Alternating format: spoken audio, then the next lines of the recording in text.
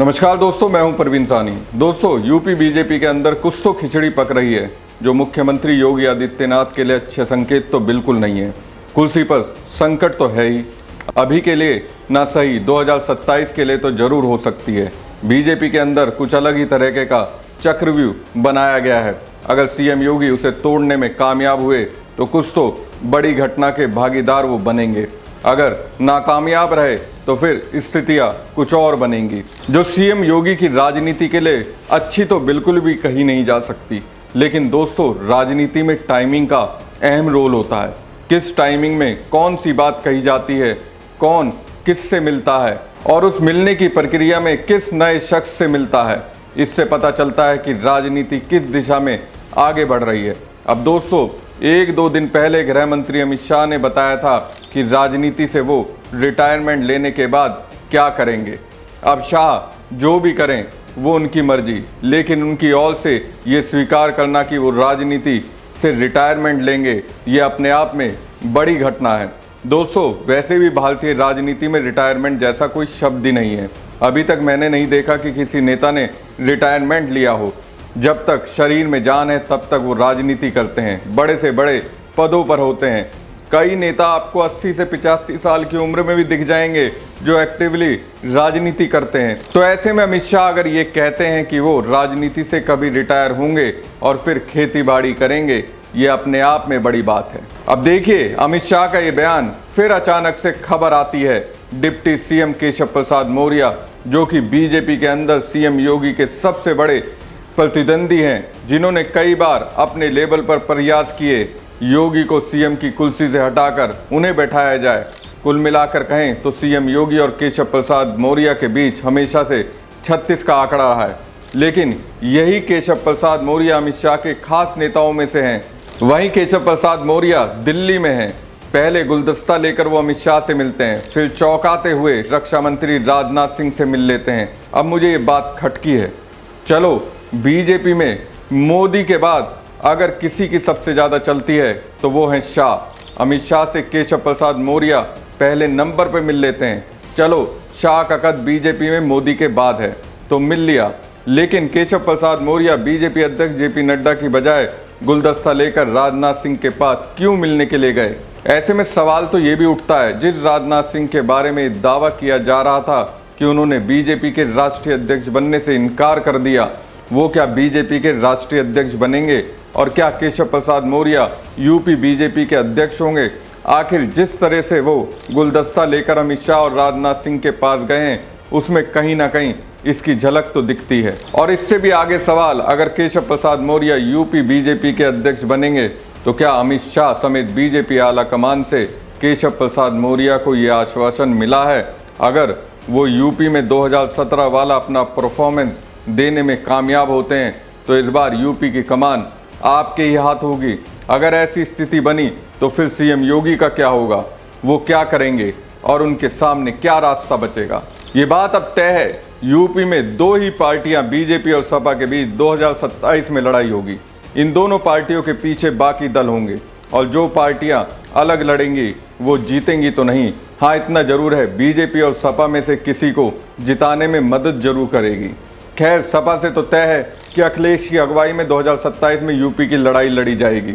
लेकिन बीजेपी में जो इस वक्त जो घटनाएं हो रही हैं वो संदेह पैदा करती हैं कि सपा से लड़ाई के बाद अगर बेहतर परिणाम मिलते हैं तो क्या मुख्यमंत्री योगी आदित्यनाथ ही होंगे।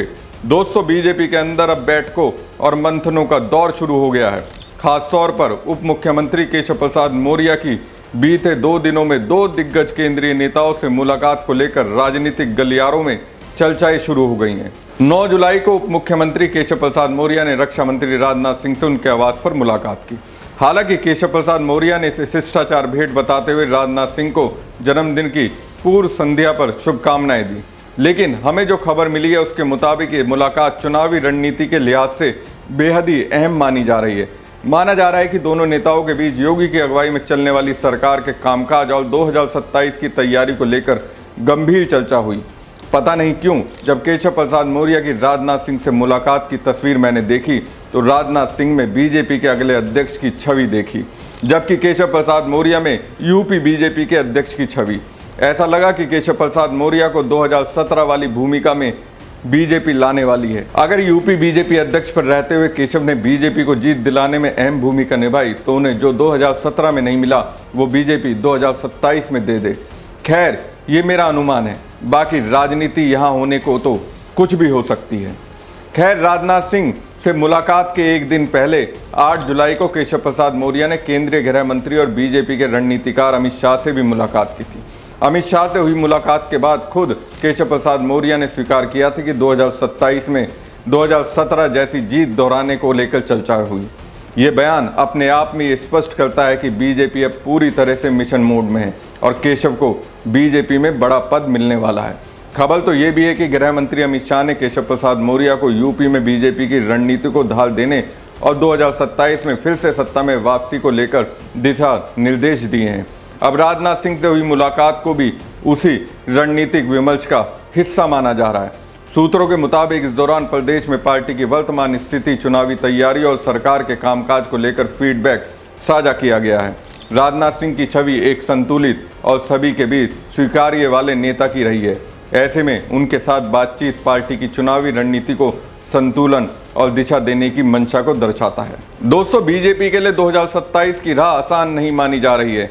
पिछले 2 चुनावों में बड़ी जीत दर्ज करने के बाद अब पार्टी को जनता के सामने विकास, सुशासन और स्थिरता का रिपोर्ट कार्ड लेकर जाना होगा। यूपी में विकास कितना हुआ उसकी पोल तो बारिश में खुली गई।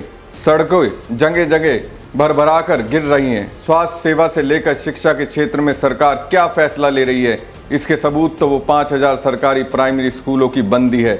बेसिक मुद्दे पर सरकार का ध्यान नहीं है, ध्यान है तो हिंदू मुस्लिम पर। अब इसी वजह से विपक्ष का कॉन्फिडेंस हाई है। ऊपर से अखिलेश यादव के पास पीडीए की ताकत है। कहीं ना कहीं बीजेपी आलाकमान को लग रहा है योगी अब अखिलेश से भिड़ने में अकेले सक्षम नहीं है, लेकिन सीधे तौर पर भी योगी को हटाया नहीं जा सकता। अगर ऐसा हुआ तो फिर जिस तरह से कल्याण सिंह ने बीजेपी का हाल किया था वैसा हाल योगी भी कर सकते हैं। समाजवादी पार्टी का पीडीए फॉर्मूला भाजपा की सामाजिक समीकरणों की राजनीति को टक्कर दे सकता है। राजनाथ सिंह और अमित शाह से केशव प्रसाद मौर्य की ये बैक टू बैक मुलाकातें इस बात की तस्दीक करती हैं कि बीजेपी मिशन 2027 को लेकर अब बेहद गंभीर हो गई है और संगठन और रणनीतिक स्तर पर तैयारियों का आगाज हो चुका है।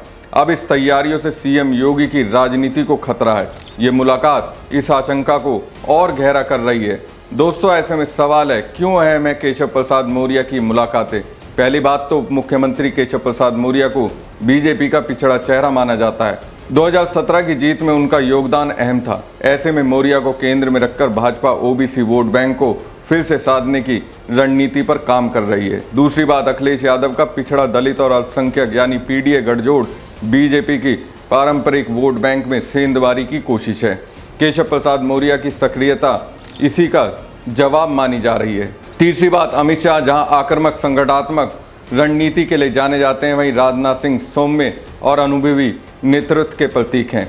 उनके आगे संभावनाएं तो ऐसी बन रही हैं कि मोदी, शाह और भागवत ने बीजेपी अध्यक्ष के लिए राजनाथ सिंह को कन्वेंस कर लिया। मौर्य की इन दोनों से मुलाकात ये संकेत देती है कि कहीं ना कहीं बीजेपी यूपी की कमान केशव के हाथ आने वाली है। ऐसे में सवाल तो फिर वही है, सीएम योगी की राजनीति का क्या होगा? इस सवाल के साथ मुझे दीजिए इजाज़त। शुक्रिया।